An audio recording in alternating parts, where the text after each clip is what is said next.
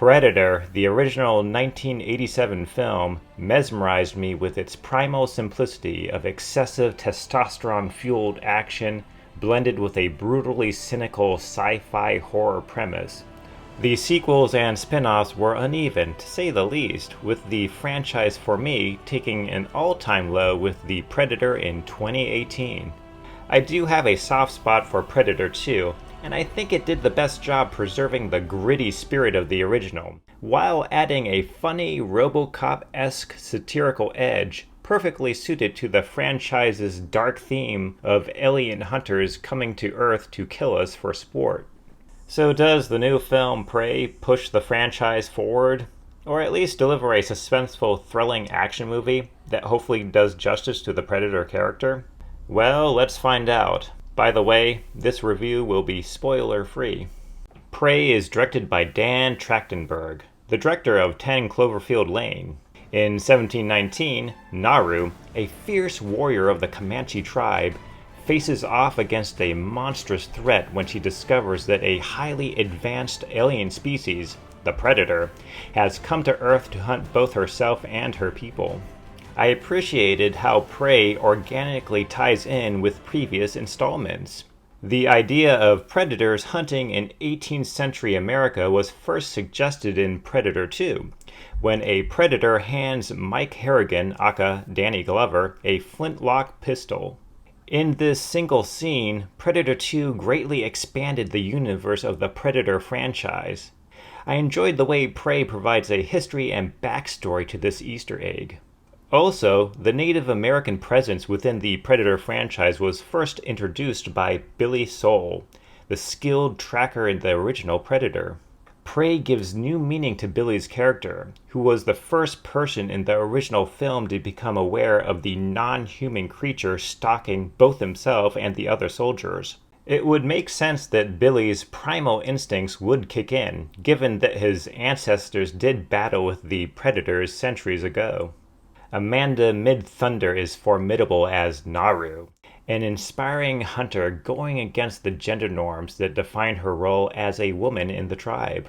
The film's statement of female empowerment doesn't override the storytelling, but is nicely integrated into Prey's very premise. The Predator, in his very design, muscular size, and stature, is almost an embodiment of male aggression and violence, so the theme of Naru breaking free from patriarchal restraints by battling this monstrous incarnation of toxic masculinity makes perfect sense.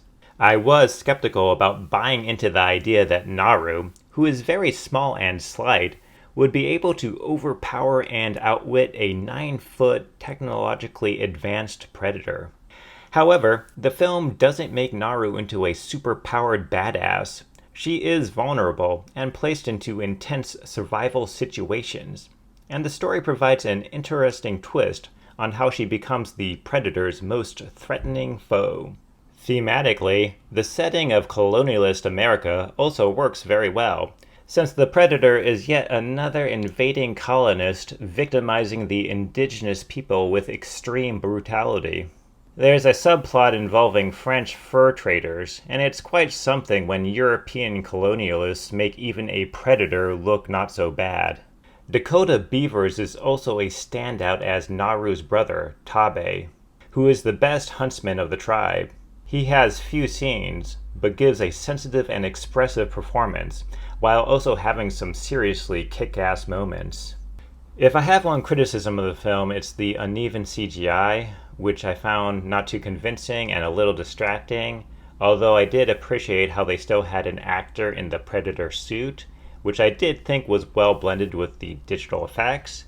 It's just that the digital effects weren't too convincing, and I think for me didn't blend well with the overall grounded, gritty look of the rest of the film. You can tell Trachtenberg and his crew put a lot of care and thought into the production. The Prey filmmakers casted mostly Native and First Nation actors, which elevates the film by giving it a cultural richness and depth. The film could have easily rung hollow as an instance of cultural appropriation to exploit tribal stereotypes as a selling point. However, the film does exactly the opposite in great part due to Prey producer Jane Myers, a member of the Comanche Nation. Myers opened the door to contributions of First Nation peoples, both in front of and behind the camera, to ensure the film accurately represented both the language, beliefs, and practices of Comanche culture.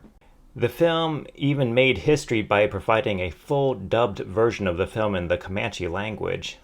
That's certainly a step forward from racial stereotypes in previous Predator films. I mean, who can forget the voodoo Jamaican drug lord King Willie in Predator 2? It's from the other side. I can feel him all around. You can't see the eyes of the demon. Do I like Prey as much as the original film? Probably not. But I do think you can enjoy Prey on its own, even if you're not familiar with the Predator franchise. It almost does for Predator what the Joker did for Batman. It takes a popular franchise and uses it to tell a smaller, more self-contained story with fleshed out characters and richly immersive world building, which you can enjoy apart from all the fun franchise nods and references. I had a great time with this movie. I would definitely recommend it if you're a Predator fan, and even if you're not and just want to see a fun action film, I think you'll have a great time with this.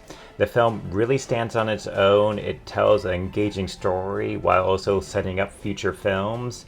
I hope you enjoyed the video, and please subscribe if you haven't already, and I will look forward to seeing you in the next video.